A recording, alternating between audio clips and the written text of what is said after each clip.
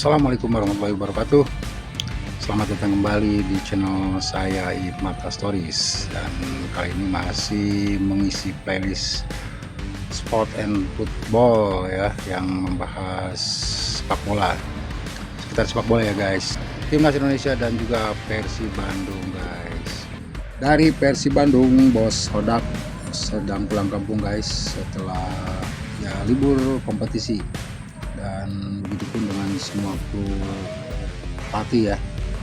Sekaligus mungkin juga memberikan kesempatan untuk pihak manajemen untuk membereskan segala permasalahan transfer pemain, kira-kira begitu ya guys ya. Dan seperti yang kita tahu bahwa libur kompetisi artinya itu masa transisi guys ya, masa transisi persiapan klub masing-masing klub ya, semua klub, terutama mungkin Persib Bandung ya, yang selang sebulan begitu habis liburan langsung menghadapi Piala Presiden, dan bersamaan dengan berjalannya kompetisi juga Persib Bandung harus mengikuti Piala Champion Asia, kira-kira gitu guys ya. Jadi persiapannya harus lebih ya.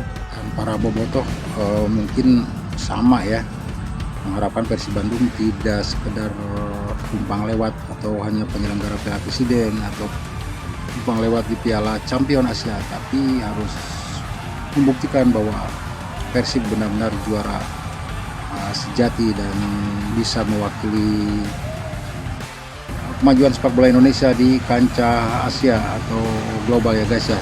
Kita simpan dulu cerita tentang Persib guys. Kali ini kita akan bahas tim nasional Indonesia guys ya, seperti yang semua kita tahu, para pemain timnas Indonesia sudah berkumpul di Bali ya guys ya, di bawah komando pelatih Patrick Kluivert.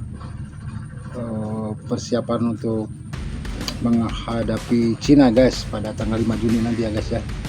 Dan seperti diberitakan banyak media guys ya, banyak kejutan yang terjadi di persiapan kali ini guys. Nah, kejutan apa aja, terus siapa aja yang dipanggil, dan kemungkinan siapa juga yang tercoret. Bahkan kita coba akan memprediksi starting line up untuk tim inti persiapan menghadapi Cina ini sampai akhir guys ya. Tapi intro dulu guys. Selamat datang kembali di channel saya, Marta Stories, yang menyuguhkan beragam video tentang alam, lingkungan, seni budaya, musik, sepak bola, olahraga, dan lain-lain yang saya harapkan bisa menghibur dan menginspirasi serta memberikan informasi yang seimbang dan objektif. Jika kamu penggemar Persib Bandung dan Timnas Indonesia, playlist sport sepak bola di channel ini bisa jadi tempat terbaik buat kamu cari info lengkap dan menarik seputar dunia bola. Kamu tinggal tonton, like, subscribe, juga komentar jika ngerasa senang atau sebel. PSSI mengumumkan nama 32 pemain yang dipanggil memperkuat Timnas Indonesia untuk 2 laga penting kualifikasi Piala Dunia 2026 zona Asia pada Juni, Minggu. Skuad Garuda akan menjamu Cina, 5 Juni, dan melawat ke Jepang, 10 Juni, 2025. Dari daftar yang diumumkan, mayoritas pemain kunci tetap dipertahankan. Namun, absennya Ragnar Oratmangoen menjadi salah satu kejutan. Ragnar sebelumnya selalu jadi andalan di lini depan Garuda, namun kali ini namanya tidak muncul. Sementara itu, bek kanan Asnawi Mangkualam kembali masuk skuad setelah absen pada laga Maret. Penampilan apiknya di Liga Thailand musim ini jadi alasan utama pemanggilan kembali sang kapten. Pelatih Patrick Kluivert juga mulai melirik nama-nama dari kompetisi dalam negeri. Beberapa pemain Liga 1 yang mencuri perhatian seperti Stefano Lillipali, Septian Bagaskara, Yakob Sayuri, Yance Sayuri, dan kiper Reza Arya ikut dipanggil ke pemusatan latihan. Indonesia saat ini berada di peringkat keempat klasemen sementara grup C dengan koleksi 9 poin. Tim Garuda masih berpeluang lolos langsung ke putaran final Piala Dunia 2026, atau menjalani kualifikasi zona Asia putaran keempat dan berikut. Daftar pemain Timnas Indonesia untuk menghadapi Cina dan Jepang.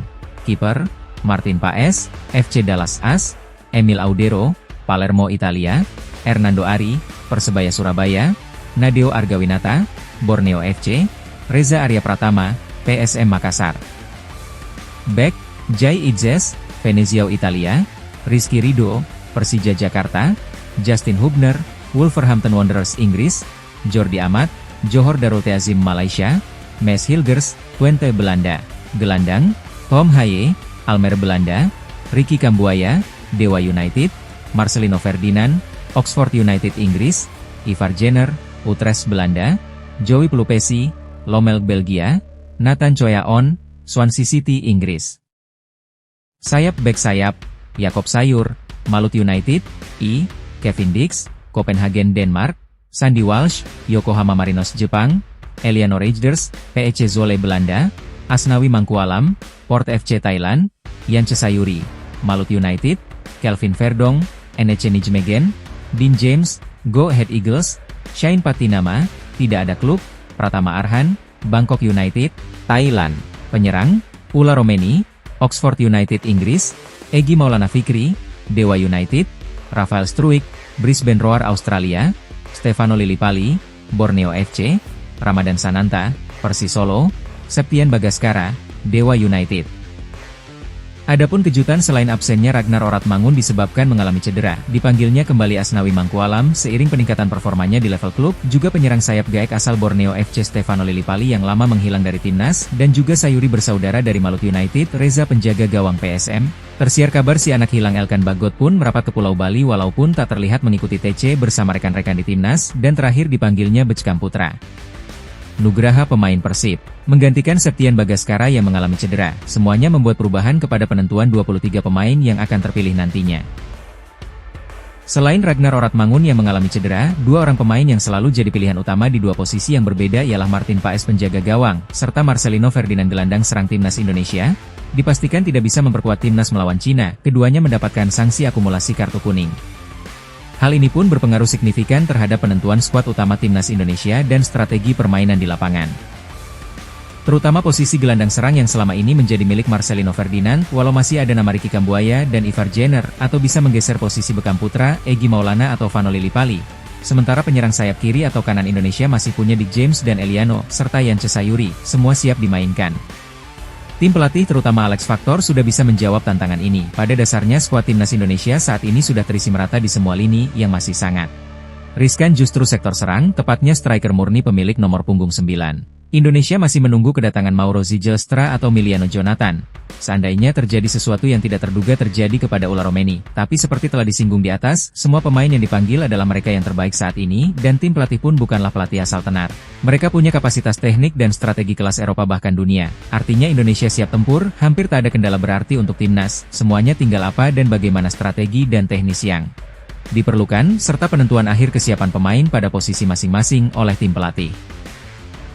Jika penentuan 23 pemain yang boleh dibawa itu hanya masalah kuota aturan FIFA semata, suka tidak suka tim pelatih dipaksa harus meninggalkan 7 orang pemain, selain Martin Paes dan Marcelino yang tak bisa main akibat sanksi akumulasi kartu. Publik sepak bola tanah air maklum jika pertimbangan jam main di klub atau kontribusi pemain untuk klub, jam main di timnas, kemistri yang terbangun sesama pemain di lapangan dan kesiapan akhir menurut tim pelatih adalah acuan untuk daftar final pemain yang di bawah. Publik tanah air pun memprediksi pemain yang harus rela pulang adalah kiper Reza, karena Nadeo dan Hernando Ari masih yang terbaik sebagai pelapis Emil Audero yang kini dipastikan jadi kiper utama. Di sektor B hampir tak ada yang bisa dirubah, sementara B sayap dan penyerang sayap terlalu menumpuk alasan jam main di klub maka Shane Patinama bersama gelandang Nathan Choyaon dan penyerang Brisbane Roar, Rafael Struijk besar kemungkinan akan tercoret dari daftar, 3 orang lagi mungkin di sektor saya. Pertimbangan jam main dan chemistry di timnas adalah salah satu atau dua Sayuri, Pratama Arhan, dan penyerang Ramadan Sananta. Walaupun sebetulnya sektor ini kita kekurangan ujung tombak yang subur, tim mungkin akan berharap banyak kepada kreativitas dan ketajaman Stefano Lillipali, Beckham Putra, atau Egy Maulana Fikri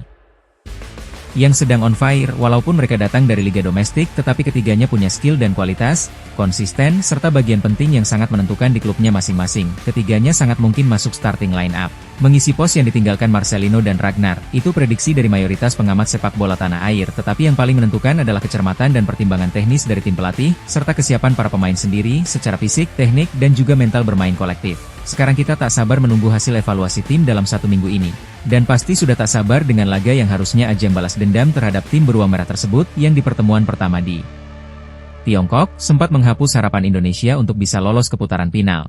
Beruntung anak-anak Garuda tetap bisa menjaga asa tersebut di laga kandangnya. Jika melihat kondisi terakhir serta kesiapan seluruh tim, rasanya kita bisa meraih 3 poin di kandang. Bagaimana menurut kalian? Tulis pendapat kalian di kolom komentar, dan terima kasih sudah menyimak video ini. Sampai jumpa di video selanjutnya.